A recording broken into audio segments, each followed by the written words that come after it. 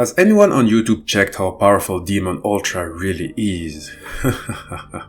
Like seriously, when I checked this guy, I couldn't stop myself from believing that it is absolutely being slept on, as this version of Demon should pretty much belong to this group of absolutely broken tier Digimon. Like, could it be top 5? Maybe, maybe not. That's something we're going to decide at the end of the video. And you know what? Maybe this Digimon has already been discussed online, but I admit I was just looking for an excuse to talk about it. So let us do that. Demon Ultra's story came from the Digimon Adventure V-Tamer 01 manga. It is the manga where Demon made its first appearance as the central antagonist who would face the central protagonist, Taichi Kamiya, but an alternate version of Taichi Kamiya who was partnered with Vmon instead of the one you know from the anime who is partnered to Agumon.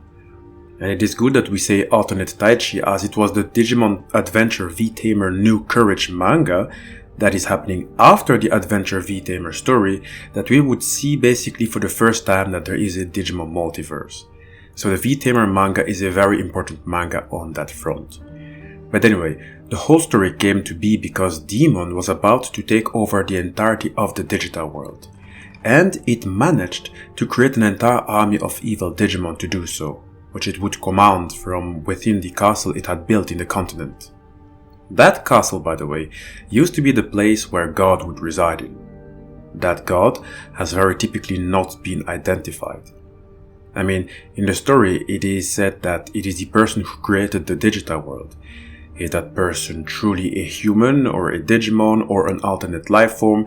We don't know, but that's not really relevant to get the point through in this video.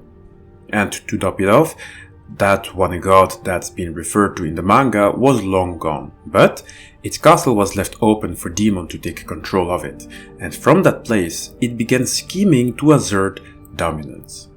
And you know what? Its motivation was very interesting to say the least. You see, Demon really straight up was a racist. It despised humans up to a point it even sealed the castle so that humans couldn't enter. And it is only when it reached its Ultra form that it would really unveil its true thoughts about humans. It said the following to its fellow Digimon, and I quote, "How long will you be less than humans? How long do you mean to let humans control you, digital monsters? Humans created us, but we have long since surpassed their power. We are the ones who should rule." Unquote. And in many ways, it was right, at least when it comes to Digimon surpassing by far humans in terms of power and abilities, and especially intellect. And speaking of intellect, that's perhaps Demon's strongest asset, because it had planned to gain extraordinary power after having observed how powerful Taichi's Vidramon had become. You see, Demon realized that a tamer was needed to bring out the full potential of a Digimon. More specifically, the super ultimate, or rather the ultra Digimon it was secretly raising in its castle. And it is true across the Digimon multiverse that when a human gets linked to a Digimon via a tool like a Digivice, then the Digimon will somehow show strength it normally wouldn't show. You've all seen the various Digimon animes out there, it's not really a new concept. Mind you, a Digivice isn't even necessarily needed if we have to be really honest. It's really the bond that there is between a human and its Digimon partner that should be able to bring out the best of both of them. Unless of course you are talking about a meta-human like Taiga from the Digimon Re-Digitized story, who walks around with the Decode ability which can draw out the maximum potential of a Digimon. I'm going to thread on thin ice by saying the following: if we were to make the comparison of tamers, then it's possible that Taiga should be able to bring out the strongest Digimon partner ever.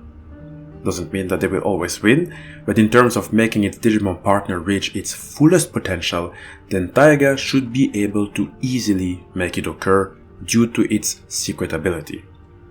Let me give you a small example. Take the Digimon Re-Digitized manga. He had managed to make his War Greymon use a Gaia force that was so powerful that the receiver, a Black War Greymon X mind you, who is significantly stronger due to having been X-enhanced, almost died. So humans have the ability to make Digimon stronger, and Demon knew that. And so it began its plan by summoning a human named Neo Saiba and tasked it to raise that Digimon demon hid in its castle. And that Digimon, that mysterious beast type Digimon, was ARKADIMON. And you know what? I'm very convinced that this version of ARKADIMON is the strongest version so far within all stories that have happened within the franchise.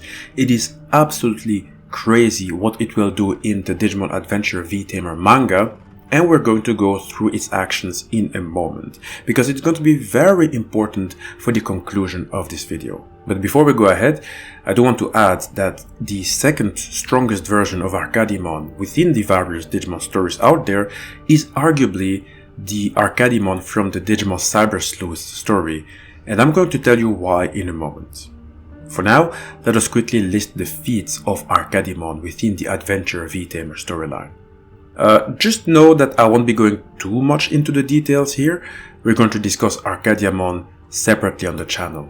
I do want to say though that ARKADIMON did manage to produce so-called genome children, and we've gone through all of them already. Please make sure to take a look at that video on the channel whenever you feel like it.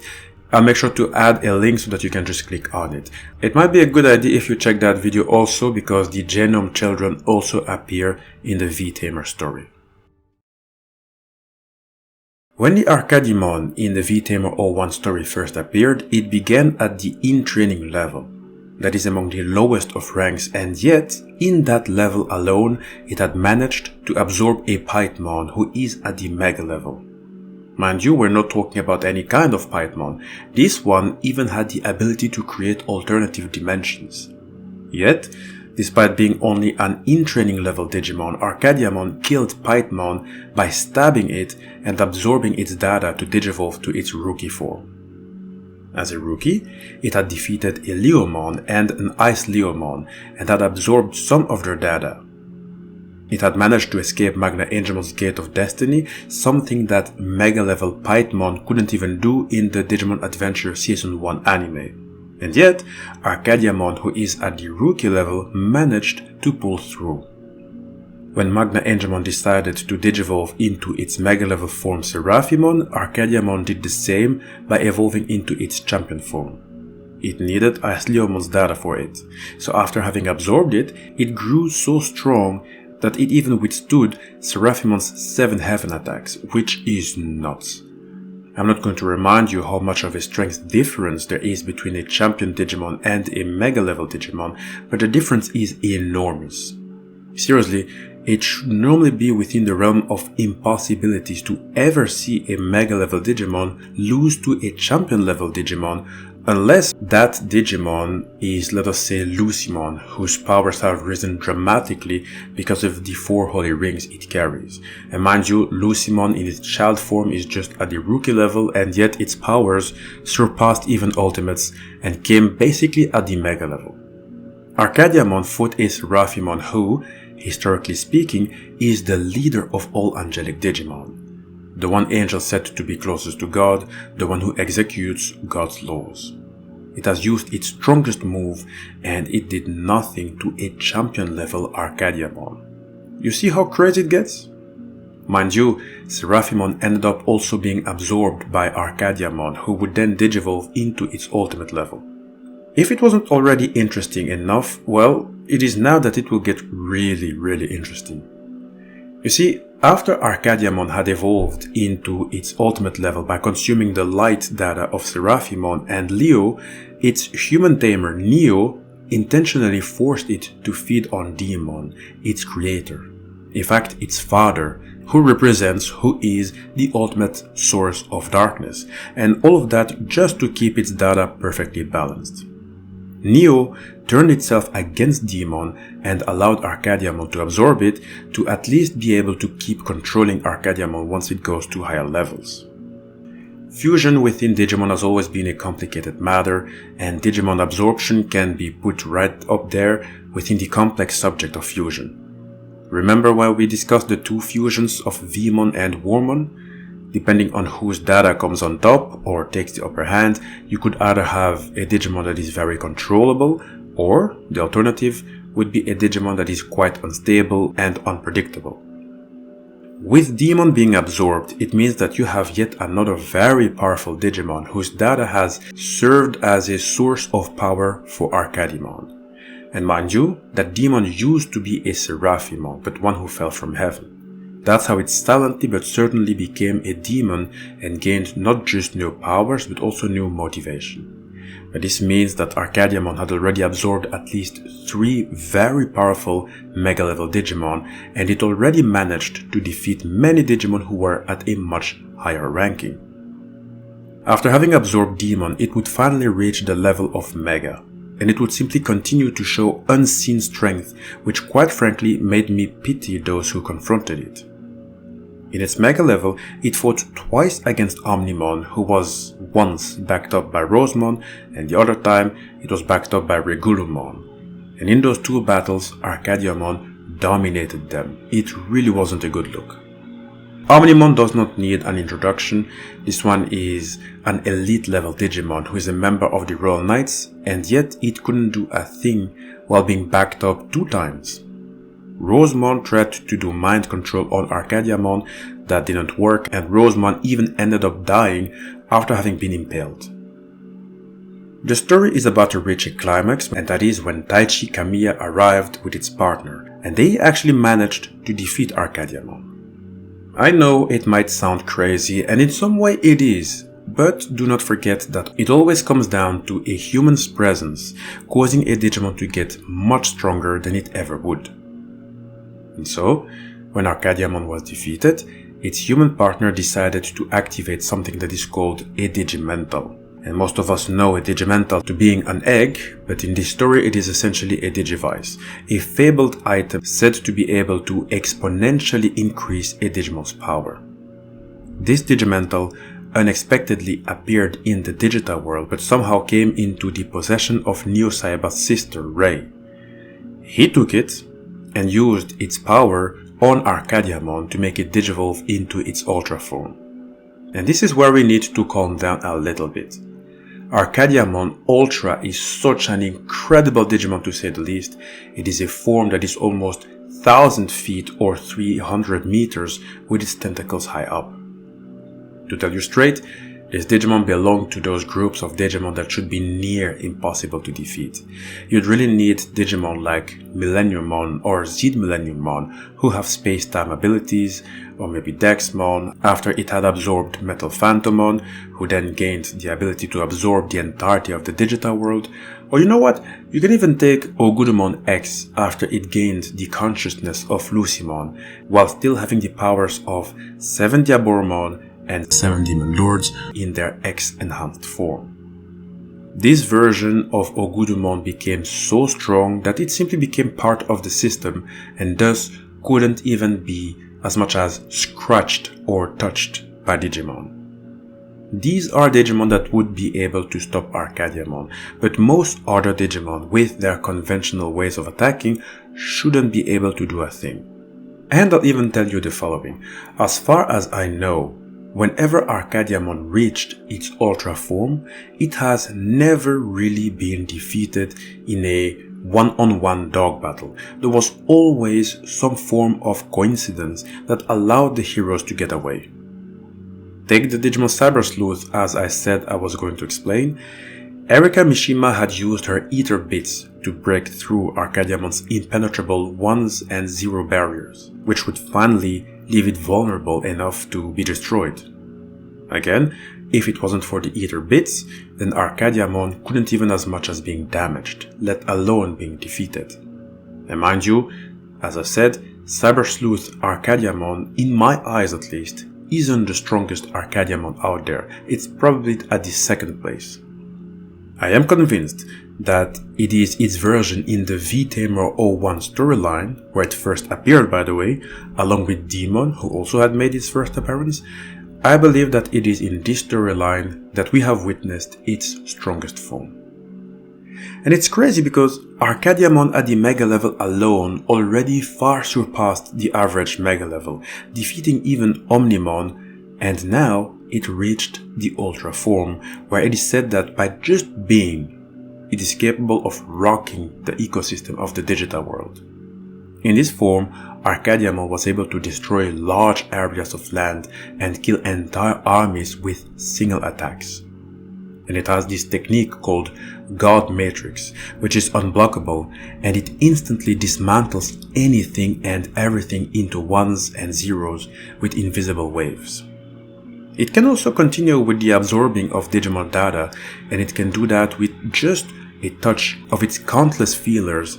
And as we could see in the previous form, after having encountered Rosemon, we can also assume that it is perfectly capable to defend itself from mind control.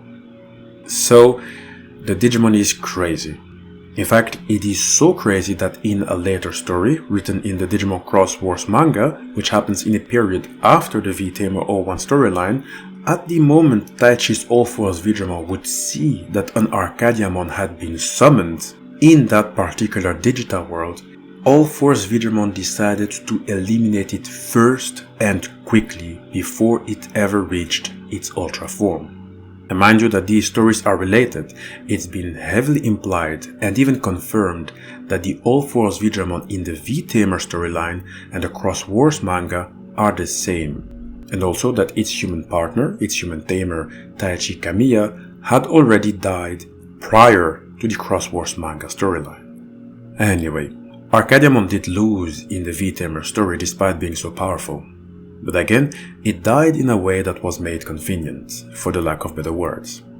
It only lost because after a suicide threat from Neo Saiba's sister, he lost its will to fight, and this caused ARKADIMON to degenerate back to the Mega level.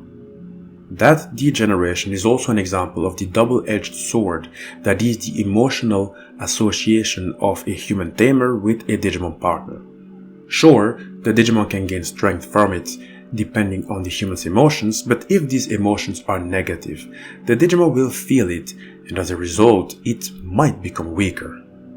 With ARKADIMON having become weaker, the demon, who was inside it, had felt it, and it decided to act upon it. And this is the part where we witness the genius that is Demon, as it had orchestrated all of this.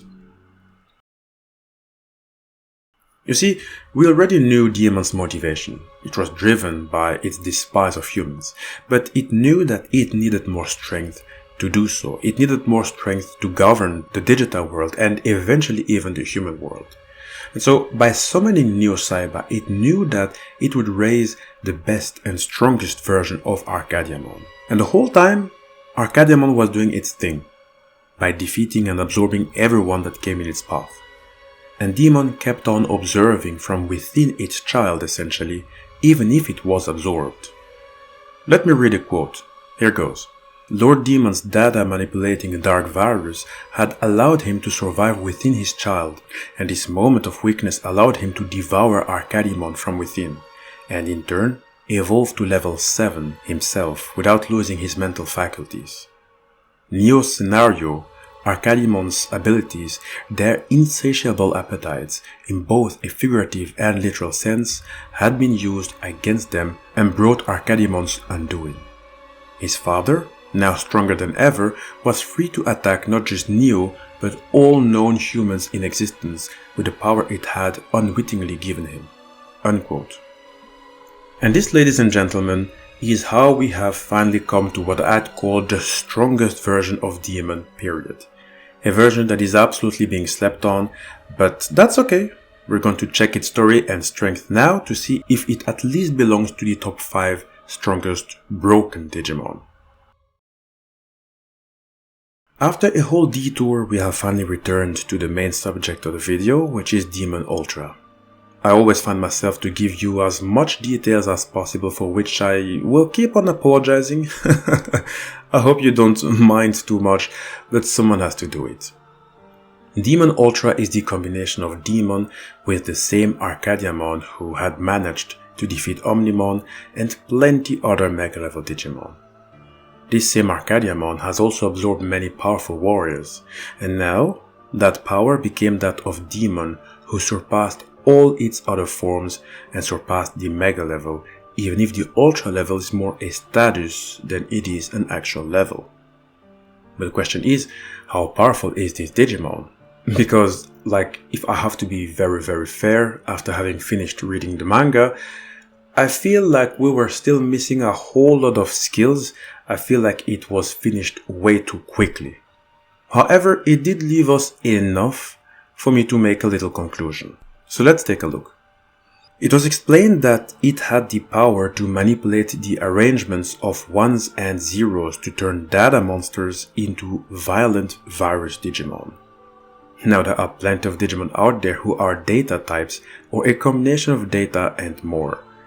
Let's take the example of All-Force Vidramon, as the battle within the story was going to be between both of them. All-Force Vidramon is itself both a vaccine type Digimon and a data type Digimon. That is actually enough for Demon Ultra to seal All-Force Vidramon's All-Force. All-Force being one of the many forces you can find in the Digimon universe.